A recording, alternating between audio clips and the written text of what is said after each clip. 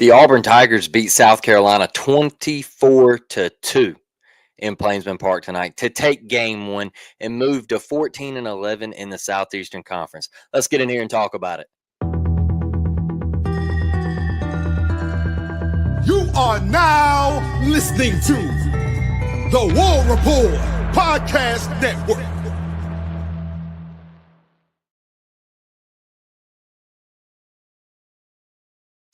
Welcome in, Auburn fans. How are we doing tonight? Hopefully, we are doing really, really well after watching all those fireworks at Plainsman Park tonight. What a game. What a performance. That is exactly how you wanted this baseball team to come out and put on a show tonight. And boy, did they. I mean, right out the gate, folks, it was pure electricity as soon as the Tigers come in to hit, man, they were there and they were ready to put on an offensive performance tonight. But first, before we get into game one and just everything that happened at Plainsman tonight, I kind of wanted to bring up the SEC standings and how big of a series this actually is for the Auburn Tigers, right? I can see the live chats, the comments going, Miss Devin, Susan, how are we doing tonight? But let's hop right in here and talk about the SEC standings, because currently you have obviously Texas, Arkansas. Those two are at the top. I don't think we're going to catch them. Unfortunately, I think they got the 1 and 2 seeds locked up. But then you have Georgia at 15-9. You have LSU at 15-9. You have Tennessee at 14-10, Vandy at 14-10, and then there's the Auburn Tigers, who are now currently 14-11. So a lot of big time series this weekend, right? A lot of those teams are squaring off against each other, and so you have the opportunity to climb in the SEC standings. Right now, you're currently 7th, but I think there is a possible chance for the Auburn Tigers to climb all the way up to that 3 seed. Now, is it going to happen? You got to win. All right, you got to win. Could Auburn win out? Yeah, they could. They could finish 19-11 in the SEC. Will they? I doubt it. Do you sweep South Carolina? You should, especially after tonight. Everything that's going on with South Carolina and the Paul Maneri stuff, or are they going to fire Paul?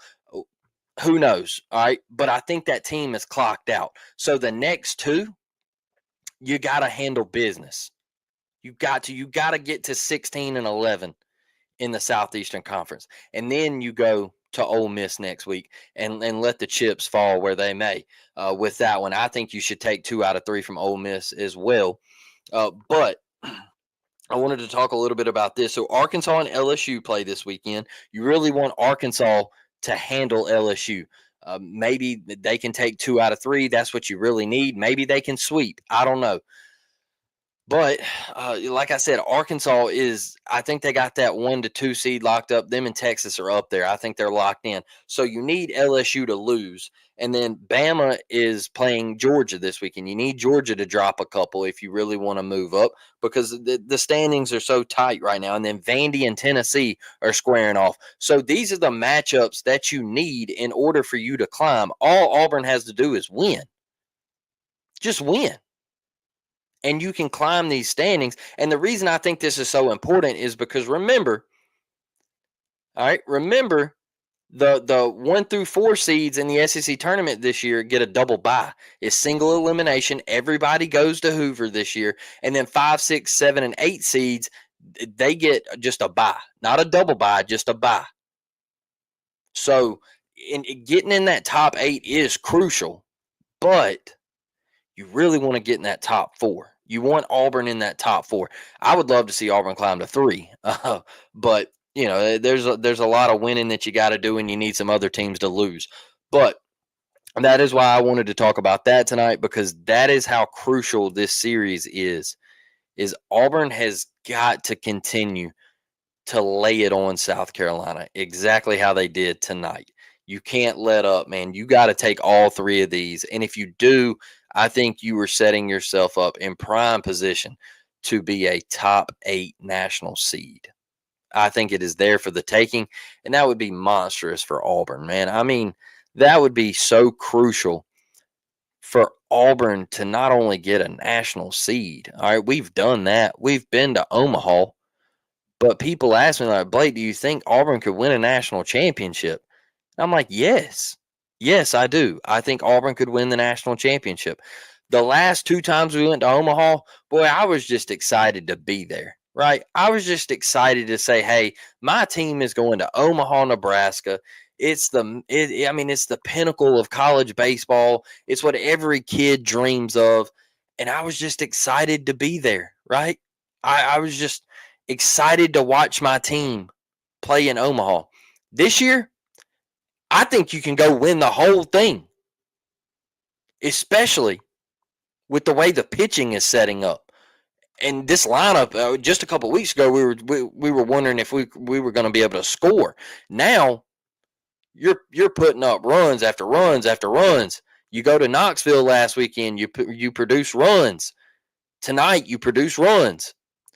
So we might be clicking at the right time. We might be getting hot. And that's what you need going into the postseason. Because if you do get a top 8 national seed, you're going to have regionals at your house, and then you're going to turn around and have super regionals at your house. And boy, I think Plainsman Park deserves it, and I think it would be absolutely rowdy if Plainsman Park hosted a super regional. I think it would be phenomenal. And Devin, I see your comment. That's funny. But it's awesome. It's awesome. And I'll pull it up here because the live chat is over here on the YouTube. And Miss Devin says, apparently just the ladies are excited about baseball. Hey, I'm sorry. I had to put the kids down for bed, and I jumped on here a little late. I know it's almost 10 o'clock Central Standard Time, but we're here. We are here, and I appreciate each and every one of you for being here with me. But let's jump into game one, right? Let's jump into game one. It was 24-2. Look, we knew South Carolina was bad. They won 5 SEC games all year. They're not good. Brand new coach. Yes, he's a legend. He's been out of the game for 3 years. Hey, there's been rumors swirling around that they might get rid of him. There's rumors swirling around after tonight. I've seen a couple tweets saying that they need to fire him after tonight. You know, I wouldn't do that. He's a Hall of Fame coach. He's a legend for the Louisiana State University Tigers. But South Carolina, man, they have fallen way off. They have fallen way off in that baseball program. I never thought I would see South Carolina baseball lose 24-2 to Auburn. Never. I never thought I would see it. That's how good that baseball program is, and that is how much they have fallen off, how bad they have fallen off, because they were once at the top of the college baseball world. So weird things to see right there. It was just a crazy night, honestly, just a crazy night. And I want to bring up the crooked numbers, right? I want to bring up the crooked numbers.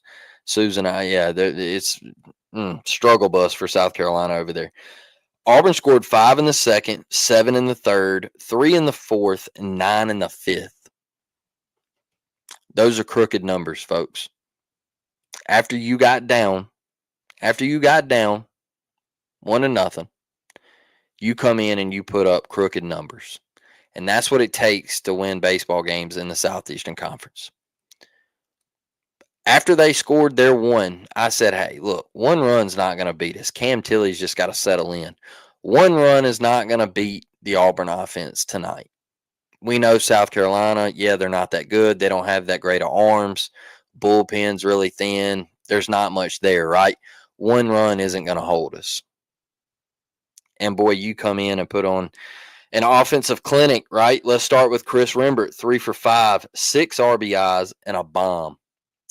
He's on another planet right now, folks. I hear Lindsey Crosby talking about he could be up for SEC Freshman of the Year.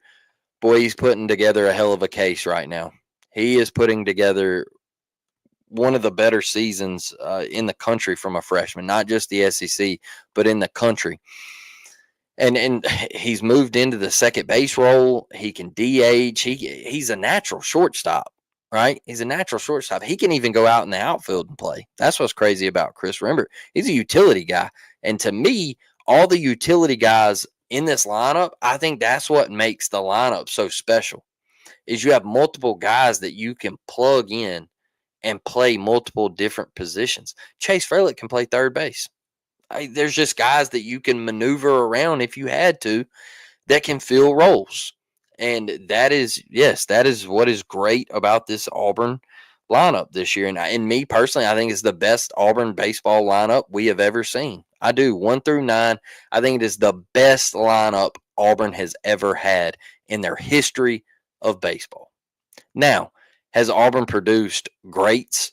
Yes, they have. All right. There's been guys come out and have tremendous Major League Baseball careers.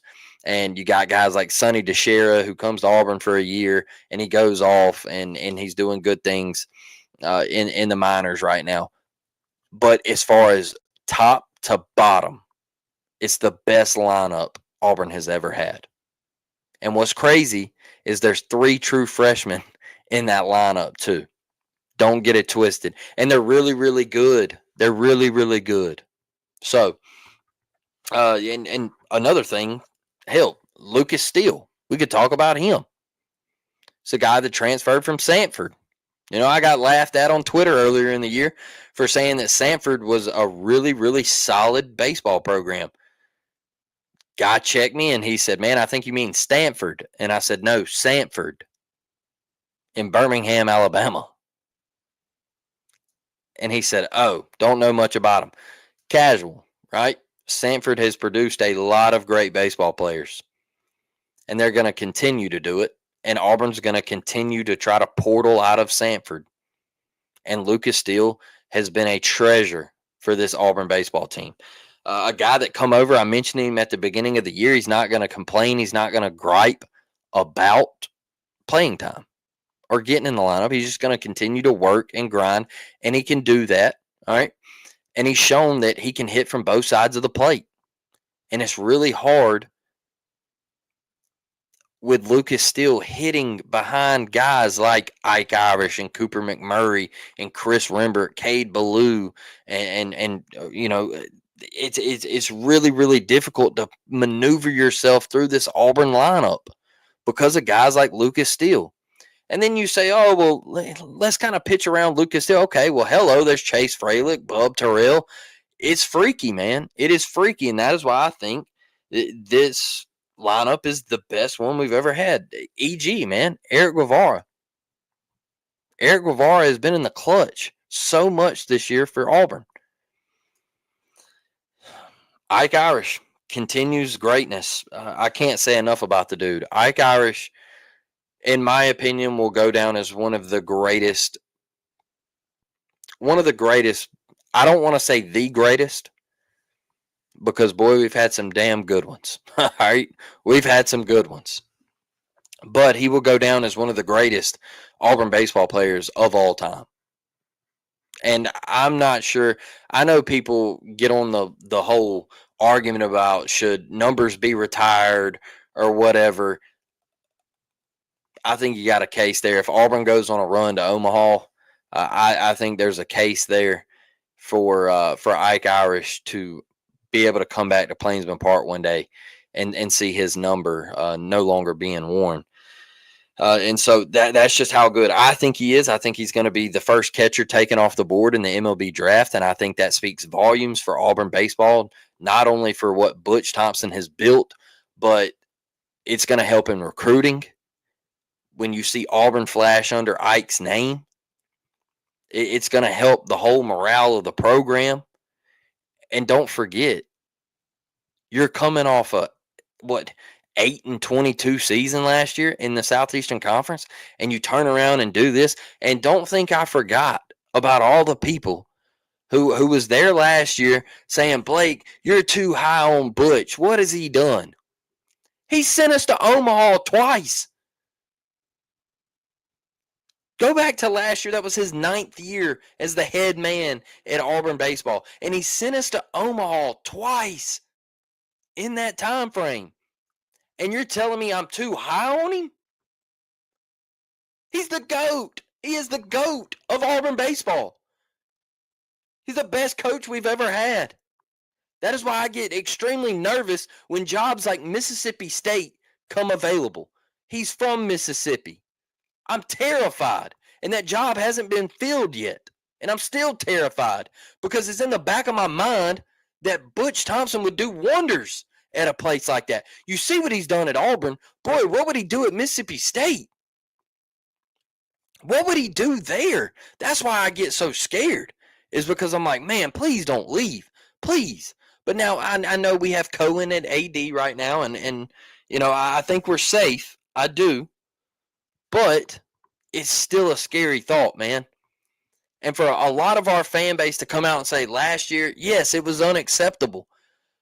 But to start throwing around that Butch Thompson needed to be relieved of his duties and all this, that was crap, man. It was crap, and you knew it was crap because Auburn baseball wasn't going to stay down like that. They weren't. They weren't. Now, let's go to Coop, man. The guy that I think, I told you last week, if he comes alive, the Auburn offense is elite, and he is starting to come alive.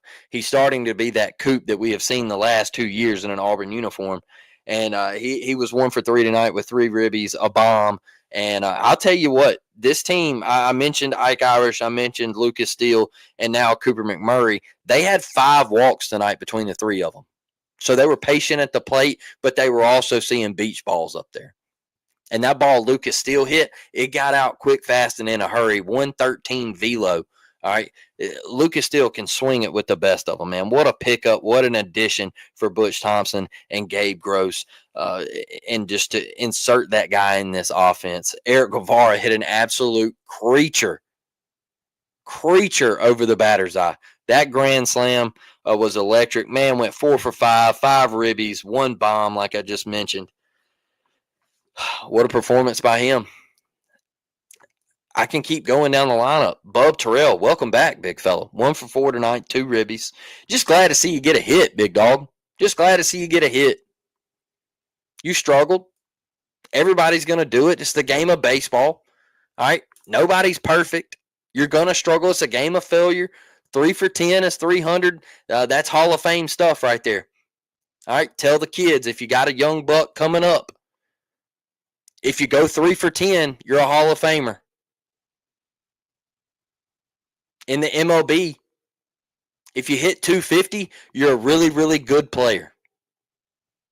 If you hit 250 in Major League Baseball, you're considered a really solid player. Because there's some guys that are hitting 170 and they're making millions of dollars. That's how difficult baseball is. Chase Fralick, true freshman, just unbelievable.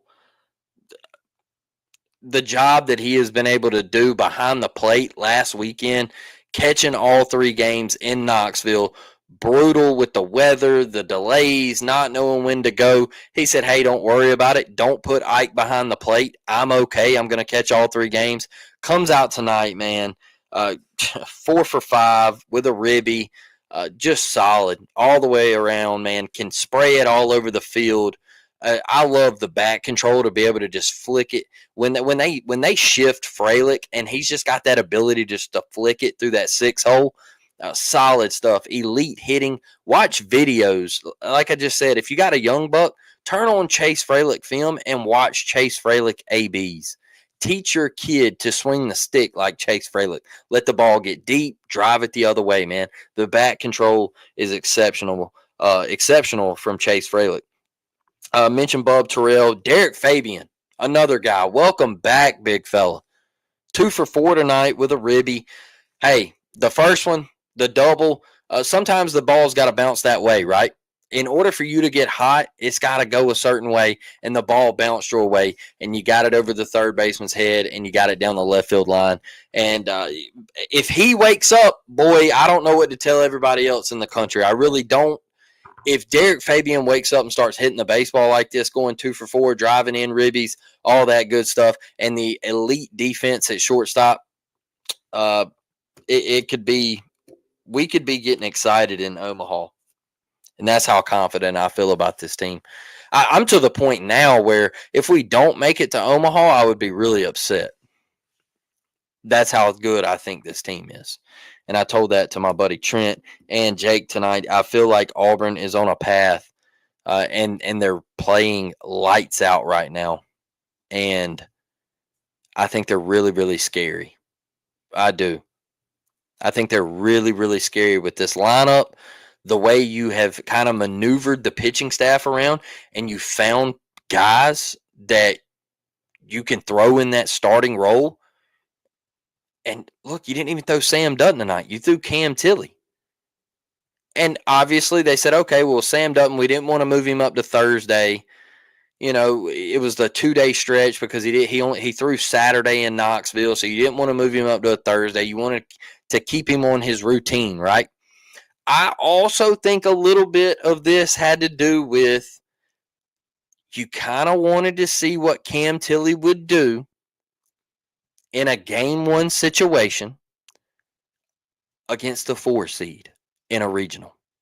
Because I can tell you this, I'm confident if Butch was whoever we play as a 4 seed in our regional, if Butch was to roll out Cam Tilly game one, I'm confident.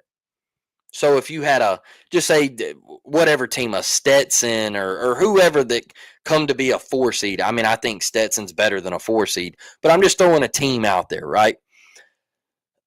So if they come in, I would feel confident with Cam Tilly, Carson Myers, John Armstrong, Ryan Hetzler, whatever, rolling that out there and securing that game one and leaving Sam Dutton for the winner's bracket game in the regional. I would feel confident. Then you got to be beat twice, right? If you win that one, Sam Dutton, he should win that winner's bracket game. All right. You got to be beat twice for the regional title. So then you have Chatterton and Cade Fisher. I think that's kind of what they were flirting with also, is rolling Cam Tilly out there, seeing how he would look against a possible 4 seed. Because let's be honest, even though South Carolina, they've only won 5 games and they're terrible this year, they're still a Southeastern opponent, and they're still pretty dang good when it comes top to bottom in their lineup. They just play in the most difficult conference in America. All right, they still got some dudes over there that can hit and put up numbers. They still got some dudes that are probably going to get drafted in the MLB draft whenever they go and decide to move up to the next level. So don't get it twisted. Just because you're bad in the SEC, I think some of these teams could go to other conferences and be pretty dang good. So with that, man, Cam Tilly tonight, 5 innings pitched, gives up 2 hits. That first inning, right? 1 run, 1 earned, 4 walks. I do want to see that come down a little bit. 6 Ks. I do want to see the walks come down a little bit. That is why he gave up that first run, right? You walk that guy, you can't defend walks. We say it all the time. Cannot defend walks, and they get you in trouble time and time again. You cut down on the base on balls and you cut down on the hit batters, and that's when Auburn pitching struggles, man. It's not that we're getting dinged around the yard. It's we're walking people in crucial situations, and then we're giving up a hit, and there you go. There's a run or two. So I like Cam Tilly's stuff. Just got to throw more strikes early. I think once he settles in, he's absolutely electric. But it takes him a minute to settle in. And that could be coming from the bullpen to the starting role and all that stuff, right? Some people struggle with that. Some people don't want to come out of the pen and go to be a starter, and starters don't want to come off that role and go to the pen. Pitchers struggle. I didn't pitch, but some of them struggle that way. And then obviously Ben Shore got his run. Great job closing it out. Yeah, he gave up the bomb, but it was so far out of reach, y'all. I thought Ben Shore was great. I think that's another guy that if you got into a sticky situation in the postseason, you could run him out there. I think he's been pretty good this year. And he's come in some innings for Auburn this year and gotten them out of some stuff where they really needed an arm to come out there, and they didn't want to throw one of their main guys. And I think Ben's done the job that he's been asked of. So 37 at bats tonight for the offense, 20 hits, 5 walks. Exceptional stuff. Great stuff from the offense. Great stuff from Cam Tilly. Look, Cam Tilly, Dutton, Chatterton, Cade Fisher. That's a rotation, man. That's a rotation. And I think that rotation could take you really, really far in the postseason in the NCAA tournament. Because once you get to that super regional, you're getting Dutton game one. You're getting Dutton game one. And I feel like no matter who we play, Sam Dutton can beat anybody in the country. I feel like whoever we were to roll Sam out against, he could beat that team any given night. Texas, Arkansas, whoever. Because I guarantee you, when you get to super regionals, Omaha, it's gonna come down to the SEC. I know there's a couple good teams in the ACC, and I respect them. I've told y'all multiple times, I think it's a 2-conference race. It's the SEC versus the ACC. But you better put your dang money on an SEC team to win that national championship. And that is why I think the Auburn Tigers have a legitimate shot to win the national championship this year in baseball. I do. I mean that. Are they going to do it? No. So don't put me on record. Or are they going to do it? I don't know. No. So don't put me on record with that. But can they? Yes, I think they have a legitimate shot. I do. I really do. So I wanted to hop over here in these comments and bring a couple of y'all in here and let's talk about some of this stuff. What do we see right here, Devin? Haven't seen his name on the short list. Yeah, Butch, look, I don't think he's going to go. I really don't. It just kind of scares me to even think about it because he has so many connections with the state of Mississippi. He's been at Mississippi State before, and it's just a scary thought. But I do not think he's going to leave. I really don't. One thing about Bub is he may not be batting good, but my man, his defense is always there. He's always getting to the ball, and he's got a cannon. Right, Daniel. So I mentioned this on the last show after the Tennessee series. He made the great play down the left field line, laid out and made that catch and all that stuff, right?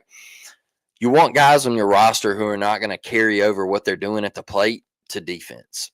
And that's what Bub Terrell does. He was in a drastic slump. It was brutal, right? You kind of felt for him watching him go through that. And he never once let it affect his defense. He never once let it affect him mentally out on the diamond. And that is the guys that you want on your roster. Rodney, what is going on, brother? And I got to pull this up. Rodney with the super sticker, $19.99. Appreciate you, Rodney. You are always coming through, man. We greatly appreciate it. You're here all the time, every night, always supporting, brother. We greatly, greatly appreciate it. And y'all, look, that's game one. I broke down the SEC stuff, the standings, how we could potentially move up, try to get that double bye, hopefully at least a bye, right, for the SEC tournament. You want to have a good showing there. And I'll say this. I always say that conference championship games and SEC tournaments in basketball don't mean anything, right? But in baseball, I'll tell you this. It means a little something to me for Auburn baseball because we haven't had success in Hoover. We haven't. We usually go to Hoover and we don't last long. And so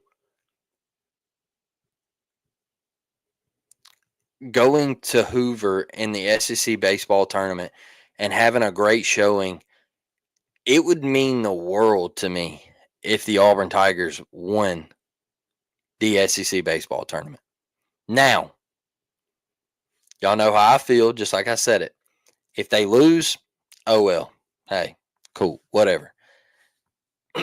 If they were to win it and then get eliminated in the regionals, you know how I feel. It's the same way I felt about basketball when they lost to Yale. But I do want Auburn to go to Hoover and put on a great showing because we don't have success there. And it means something to me to go to Hoover and put on a show because a lot of people out there, a lot of talking heads, a lot of former players, they say it's harder to win in Hoover than it is in Omaha. That's on the record, y'all. They say it is harder to win the SEC tournament than it is in Omaha. Come on now. Come on. That's saying something right there. That's saying something. That's tough. That is tough. So that's what it means to me. I want Auburn to go out and finish this season strong, finish the regular season strong, go to Hoover and put on a showing. Leave it all in Hoover. And then get ready for Plainsman Park to host a regional. You handle your business and you host a super regional at Plainsman Park.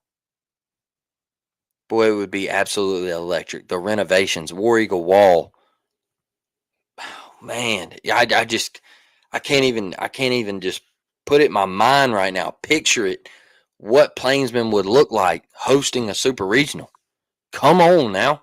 Talk to me. Would absolutely love it. Would absolutely love it. How would you feel if you go to the super regional at Plainsman and you get to see Auburn dogpile and go to Omaha at Plainsman Park? Now, look, beating North Carolina, beating Oregon State and all that, that's awesome, man. That's awesome. Dogpiling and doing all that good stuff on opposing teams' field and all that. That's great. But I want to do it at home one time. I want Auburn to do it at home one time and us get to celebrate at home. Us get to immediately go to Toomers and roll Toomers. I want to do it at home. And that's what the rest of this season means to me, man, is I want a great showing, finish this thing out, continue to dominate, get hot, keep rolling into the postseason, and go put on a show. And I think this Auburn baseball team's ready for it. I do. So, like I said, 14-11 in the SEC, huge. I don't know what the weather's going to do this weekend. Apparently, there's bad weather rolling into Auburn. So tomorrow they might play a doubleheader. Who knows? Just stay patient and check the updates on Twitter, Facebook, wherever you follow the Auburn baseball page. Doubleheader tomorrow. There it is. Yep, that is confirmed. There we go. Brad confirms it. Doubleheader tomorrow. There we are. So I knew my buddy Trent told me that bad weather was rolling through the plains. So we got okay, we're rolling in. They start at 1 p.m. Okay, here we go. 1 and 5. There we go. Susan says at 1 p.m. I think. There we go. Starts at 1 p.m. Okay, there we go. There we go. They are playing a doubleheader. First pitch at 1 p.m. There we go. Thank y'all. I have not been able to check that. I was setting up the stream and all that after the game, putting the kids to bed. So that is why I love the live chat. You guys are always interacting. I appreciate it so much. There we are. Doubleheader tomorrow. 1 and 5. We need a sweep. Got to win both of them. Sam Dutton's going to give us a show. So thank y'all for joining me tonight. It's 10 o'clock. I'm going to turn it out. We're going to bed on an Auburn dub, 24-2. Hugh Freeze, take notes. That's how you put up points in Auburn, Alabama, baby. War damn Eagle. Love y'all. I'm out.